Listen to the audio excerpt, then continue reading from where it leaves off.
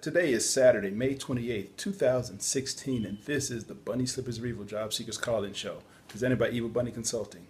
I'm your host, Tyrone Griffin, and if it's 3 p.m. you have on your bunny slippers, you are not looking for a job. Welcome, first-time and returning listeners. In this show, we discuss strategies and tactics of job search, staying motivated, and dealing with career transition. For more tips, resources, daily motivations, and to listen to archive shows, go to the website, bunnyslippersofevil.com. There we also find links to our Facebook page, our Twitter handle, and our YouTube channel. If you are listening live, you can call in with your questions at 347-202-0929. Again, that number is 347-202-0929. Now, a word from our sponsors. Evil Bunny Consulting is the alternative to expensive job search. They give company-sponsored job search workshops as well as the one-on-one job search bootcamp. For more information, go to bunnyslippersofevil.com. Resume Edit is the high-quality resume writing company of certified resume writers starting at $35. You can find them online at resume4edit.com or call 404-860-2473.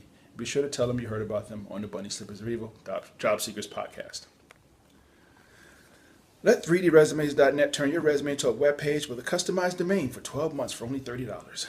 Help hiring managers and recruiters find you.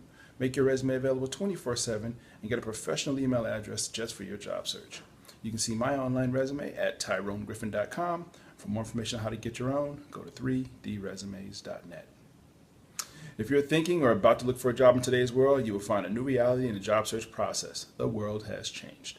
Job search today is much more complicated than 5 years ago. Volumes of resumes, more applicant screening systems, depersonalized applications, panel interviews, team hiring, long complicated applications, branding and social media. Yes, the world has changed. But if you, are you still trying yesterday's approach? Why struggle and miss out on today's opportunities? Career Oyster is here to help. Great coaches, the latest resources, unique strategies personally tailored to your job search. Find out the new reality and how you can prevent costly mistakes. To register for a free 45-minute private session with head coach Howard Caddy, go to careeroyster.com. To find out the facts now, you'll be glad you did. Remember their motto, the world is your oyster, be the pearl. Good morning, everybody, and welcome to another show. Thanks for tuning in. I know I almost didn't do a show this week because this weekend's going to be crazy. It is crazy. Last night, some of you know, you've heard me mention it a few times, my son graduated high school. Go Hornets. And I'm pretty much on cloud 9 right now. And tomorrow we're going on vacation, so I'm on cloud 9.5. But this week I talked to a few people, and an idea for the show came up. And what I try to do, just to let you a little bit inside the head of the crazy person here, I try to base my show on my experiences, what I'm going through, what I'm dealing with, what I see. And thought about it, right now, a lot of people, I'm not the only one, somebody you love is graduating, either from high school, college, postgraduate school, some other, middle school, whatever. And from a job search perspective, it occurred to me, what do you tell somebody like this?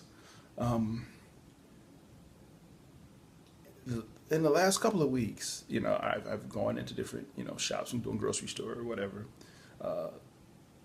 And, just talking to people, interacting while I'm transacting whatever my business is. And I've come across people who are, were about to graduate, or people who had graduated. Last night I ran into a young lady. We're going to dinner, and she was the person waiting on us. And she had graduated. My son, okay, we went out, he had on his full cap and gown. Well, he didn't have the cap on, but he had the gown on, he had his top 10 banner, he had his honors banner, he had his senior necklace, he had his cords. I mean, he looked like Mr. T. But, just happened to run into a young lady who had graduated from our high school, same school last year. And, I said, oh, it's graduation. She said, yeah, I know. I remember I graduated last year. So, okay. So I said, so what are you doing now? She said, well, really, I'm just working here right now. I said, we just started talking back and forth a little bit about what she was doing. And, it came out that I think she wanted to go to school.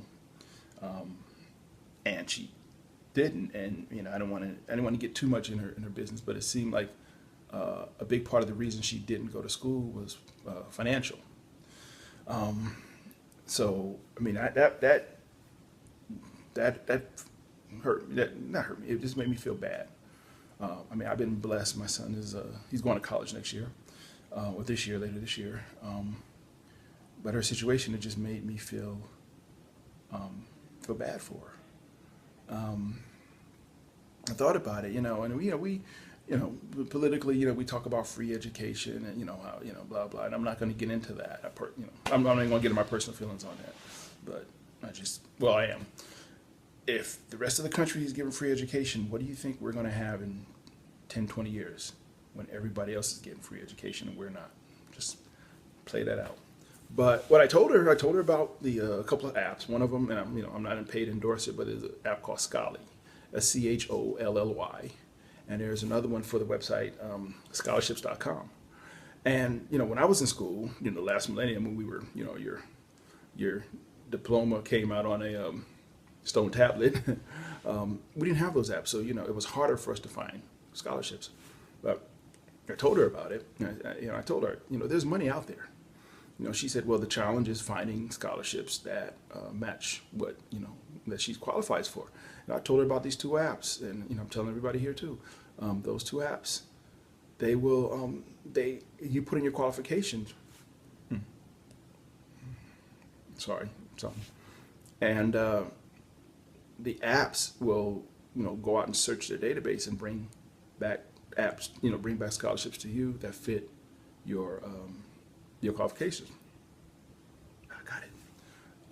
So I told her, and she seemed very appreciative of that. So when I thought about it, what do you tell graduates? There's a whole different discussion that we could have about schools preparing students for college. I think this, if you have a child who's who's in 9th, 10th, or 11th grade, and at some point is looking to go to college, you start having that conversation with them now. Unless you're just going to financially well off, you're just going to write a check and be done with it. You start having a conversation with them now about where they can find money to get their school paid for, to resolve their financial concerns. You got to give people hope, And what I tried to do last night with this young lady was just say, you know what? And I told her, I said, if you want to go to school, there's money out there. If that's what you want to do, then you need to pursue it. You need to pursue your dream.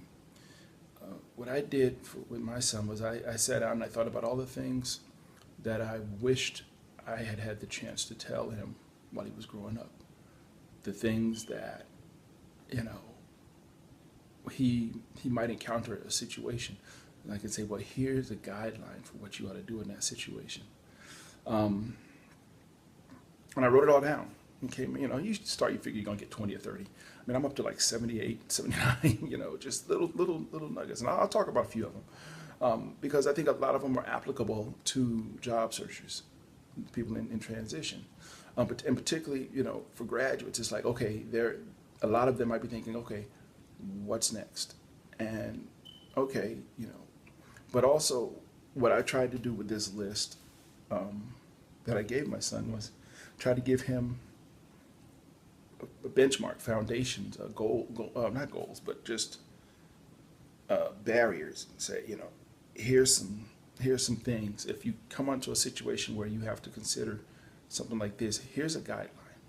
I don't want him to make him me, but I also just, it's like I told him, if you read these 78 or whatever bullets, you'll understand my life, And it was like, here are the things that I've learned from the different experiences I've had. And I'll talk about a few of them, but I think it's important, that we encourage graduates, because the job market right now, it's not great. It's not as bad as it was 5 or 6 years ago, but it's not great. There's still a lot of people out there who don't have jobs. And as a graduate, if you're graduating from college, you're walking out into a job market where there's no jobs, in some situations, depending on what your major is. So you want to give people hope, but you also want to give them something. I said, you want to give young people something, because yeah, let's be honest, young people think they know everything. We all were like that, and it's crazy when you see it in your child that yeah, they really think they know everything. And I mean, it's when you see it and you go, yeah, I remember when I felt that way. Nobody could tell me nothing. And looking back, it's like, oh my gosh. So, but I'll just talk about a couple of them. One of the things you tell graduates to be trustworthy. You know, don't give your word if you don't plan to keep it. I mean, that sounds like a simple thing, but yeah, think about how many people lie. Think about how many people have lied on their resumes. How many people lie in the workspace every day. But the advice is be trustworthy. And I wrote, keep your word or don't give it. Period. It might seem like common sense, but as we have documented millions of times, common sense ain't all that common. Okay. Simple things. There's a big one is life is less about what happens to you and more about how you respond. I could give my situation. I was laid off. First time I was laid off, and I was out of work 15 months. I'm not going to lie and say that experience didn't rock me. It knocked me out. But the thing about it, I mean, I look at where I am now, where I was 5 years ago, and I'm truly humbled, that things are going so well. I won't say I've done well, that things are going well. I'm truly humbled by that. But I look at the best thing I take from those experiences is how I responded, how I think I'm a better person because of how I responded to situation X or Y. That's what life is about. It's not about what happens to you. It's how you respond. It's not about the person that punches you in the face, that sucker punches you in the face and knocks you down. It's what do you do when you get up? You get up and whip their behind? Okay, legitimate response. But that's what life is about. One of the things I said was have a plan. Have a plan. When you're doing something, have a plan for how you think it's going to work out and how you're going to get there. There's that old cartoon with I think it's like two little mice or something, but there's a whole lot of stuff on this side and a whole lot of stuff on this side, and then there's a connecting line to this process and that process. And then right in the middle where it connects, it just says, then a miracle occurs. So it's like, we're going to do this and something great is going to happen. Moses is going to part the Red Sea and we're going to be free. Well, you can't plan that. But you can't tell people have a plan. Everything you do, what is your plan for how this is going to work? I'm not saying your plan will be exactly what you end up doing. I'm not saying your plan will make sense. But have a plan, have something written down or some expectation of, okay, I'm doing this because I expect that to happen, okay? And not just, oh, I'm just going to do this and see what happens. What are you expecting? Okay, if you what is the term? Lawyers never ask questions that they don't already know the answers for. Don't put a plan in motion if you don't have an expectation of how it's going to turn out. It's not rocket science. If you hurt someone's feelings, apologize. It sounds minor, but it's simple. If you hurt someone's feelings, just apologize. Working, in school, whatever. If you unintentionally hurt someone's feelings, just say, hey, I'm sorry. You will be surprised how far that goes, just to tell somebody you're sorry.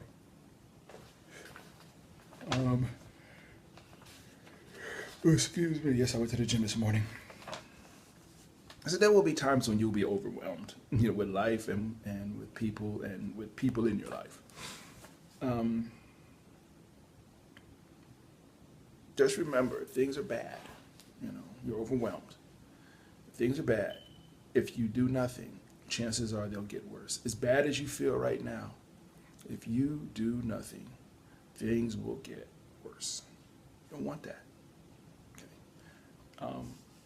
Okay. The example I always use for this one is when you are driving at night and you see a deer, what they call a deer caught in the headlights. The deer standing in the middle of the road, you're barreling down the highway. The deer sees your headlights. What does the deer do? It stands there. It's caught in the headlights. It's admiring the problem and not resolving the problem. To resolve the problem is simple. You would just run. But think about how many deer just stand there and get hit because they're like pretty lights. And I'm making fun of it, but seriously. And think about how many times we do that in life, where something is going bad, it's ugly, and we, instead of doing anything, we just sit there and maybe we hope that it will clear itself out. I don't know what we hope, but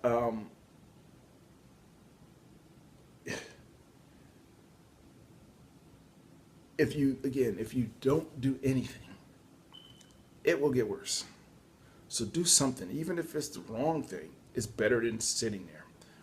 It's like you're tied to railroad tracks, and there's a train barreling down at you. Maybe you can't get up. Maybe you can wiggle or something. But if you do nothing, you know how it's going to end.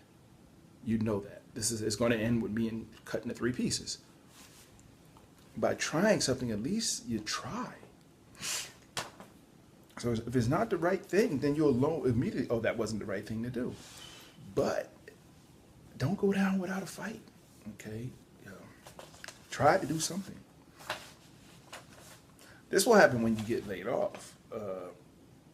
Never let anyone's opinion make you feel bad about yourself, okay? But be willing to look at yourself through their eyes. Somebody calls you a butthead, don't feel bad because they called you a butthead, but be ready to consider the theory. Maybe I'm a butthead, but don't because they called you one make you feel bad. That particularly happens when you're in transition. The fact that you got laid off. Oh, excuse me. I apologize so much. Excuse me. The fact that you got laid off might make you think that you're not worthy. My point is, don't let anybody else's opinion of you impact how you feel about yourself. But yeah, be ready to take an objective look. If somebody says you are, people get very specific and say you are the scum of the earth or whatever. You're a jerk. You're not. Well, let me see if I've been acting like a jerk. You may find out, no, I haven't been acting like a jerk. Or you may find out, yeah, that was a jerkish move. So, there's another one. Never accept your situation. Particularly when you're in transition, never accept it. Never accept what you're going through. Never accept that you can't be hired. Never start thinking that way, that you cannot be hired. Because once you start thinking that way, you won't be hired. Take time to appreciate and be thankful for your situation. I've told you a few times, some of the people I work with, I question their thankfulness about the opportunities that we have at our job. I work for a great company, and things are going great. But I feel like some of my coworkers may be taking that for granted. I'm not going to get into details, but I just feel like sometimes that they forget, that outside these 4 walls, of where we work, there are people who would give left of things that they have 2 of for the jobs that we have. And, that's what you got to remember. That's what I try to remember all the time, that I'm very lucky, very thankful to have my position. And there's people out there who don't have. That's another thing. You always got to remember that no matter how bad it is for you, it's probably worse for somebody else. There are people out there without jobs. There's people out there without houses. There are people out there without cars. My church a couple of years ago, we went out and fed homeless people in the woods. And I am not exaggerating. They were homeless people living in the woods. How do you square your head around that? When you go home to your nice walls and your warm bed and your refrigerator full of food, and how do you square yourself with somebody who is living in the woods under a tent and they have nothing? How do you square that in your head? So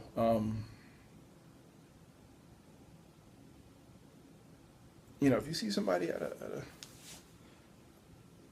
I forget what point I was making with that. Well, about being thankful.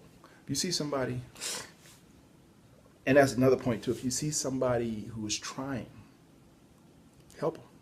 You see somebody in transition who is trying to find it, help them if they are sincerely trying. You may not be able to help them much, but you may be able to do something for them. Help them. Okay?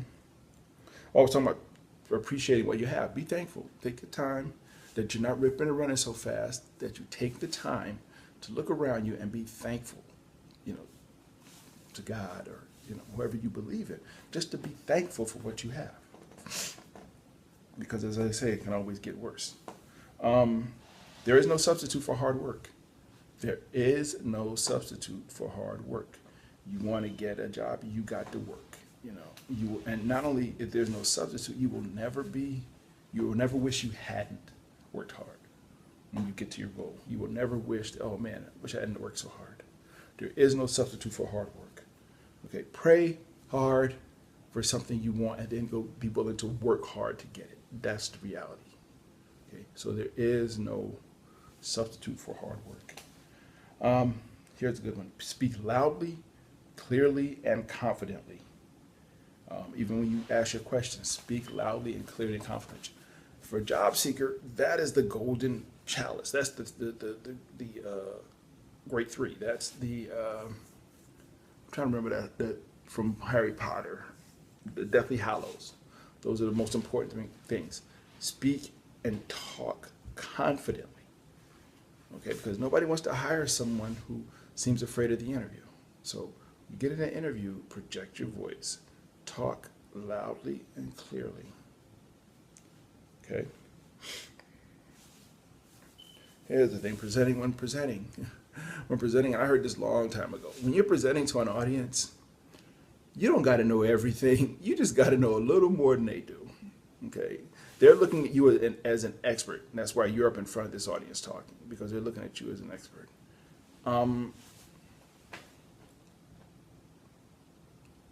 Goes back to the other point I made about sounding confident. Nobody wants to feel like in a merger situation maybe, or in another situation where you're talking in front of a large group of people because you're in charge. Nobody wants to feel that they made a mistake putting you in charge because you're not projecting. You're not projecting, I guess is the word. You're not projecting your voice. So talk loudly, and if you have to practice in the mirror, practice in the mirror. If you can afford a voice coach, get one. But if you can't, practice in the mirror and listen to yourself and practice on your family and make sure that, lost my train of thought. Just gonna say practice in front of your family and make sure you sound good to you, but practice. If you're not somebody who can publicly speak, who's been asked to speak publicly a lot, you may be out of practice. Here's a good one: be on time. I cannot tell you how many stories I've heard of people who missed out on opportunities because they were not on time. Because you're supposed to be there at 10 o'clock, you got there at 10:40, and they made a candidate decision at 10:30 because they didn't have you there to make it to be considered. So be on time. Be on time is late. To be on time, you want to be early. You want to be 10 or 15 minutes early all the time. Set that into your agenda, your calendar. Anytime you have to go anywhere, set your travel time up. Set an alarm if you have to. But set yourself up so that you always, always, always get to wherever you have to go. You get there early. Always set that situation up. First impressions count. First impressions count. You never know where you're going to have a first impression. Where you're going to run into somebody. You never know that. So always be in the situation where you are, you look good. I'm not saying you got to wear a suit and tie or business suit to a grocery store, but you never know who's over listening.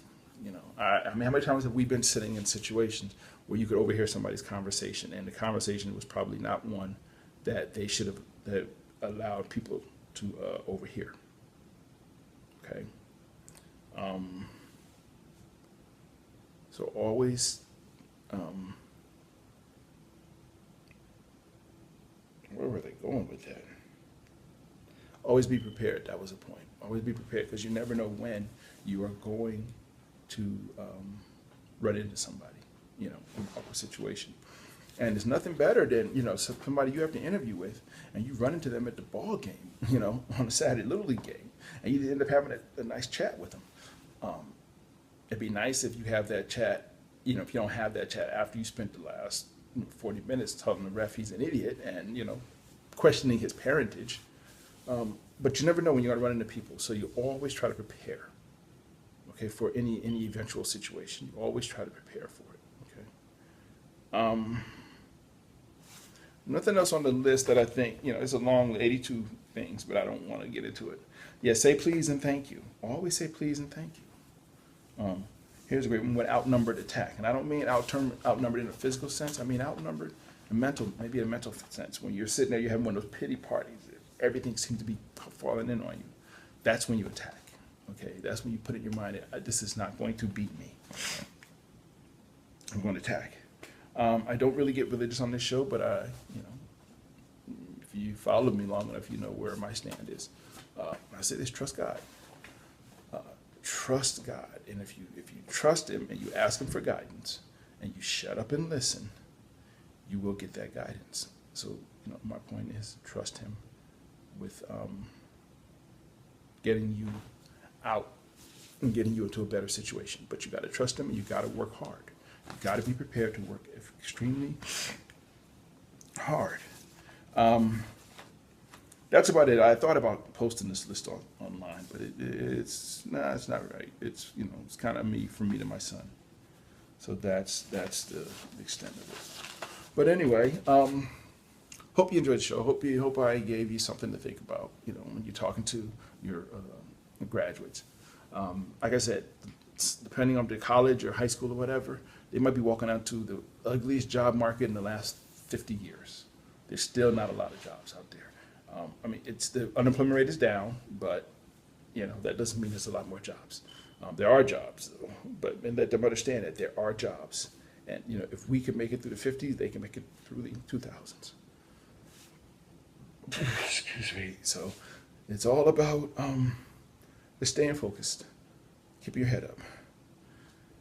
Whew. I'm exhausted. Yeah, I had graduation last night. I went to the gym this morning, then I went and picked up some cake and things like that. So I'm exhausted. So if I look 3 sheets to the wind right now, I apologize, but I'm exhausted. Right? I want to go lay down so bad after the show, but I got to run out and get some more stuff for cooking out today. But anyway, rambling. As always, I thank you all for listening. I don't know what I'm going to do next week. I'll be honest. I'll be on vacation. If I can set up my system in a place where I have a really nice background, maybe I will. If I can, depending on. But I'm not gonna lie. I love y'all dearly, but I'm gonna be on vacation, and I don't know if I'm gonna be able to take the time. I know it's only a half hour, but it's not only a half hour. It's a half hour on the show, but it's also hours and hours of writing notes and things like that. So I'll let you know, just like this one, I'll let you know, try to let you know by Friday, social media, what's going on with the show, if we're having one. So anyway, thank you for listening. If you're listening on the website, feel free to subscribe in iTunes. And if you like the show, please leave feedback so others can find the show, and I truly appreciate it. If you have a suggestion for a topic you would like me to cover in either the podcast or the 1 minute bunny tip, send it to me at Tyrone@bunnyslippersrevo.com.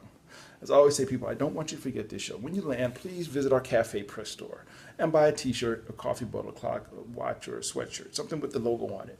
Because I don't want you to forget this time. I don't want you to forget what it was like to be in transition, because the moment you forget this is when you set yourself up to be in transition again. So with that, I'm going to end the show. Thank you so much, everybody, for listening, tuning in, putting up with me, and all that good stuff. And I will talk to you either next week or the week after. Take care, and bye-bye.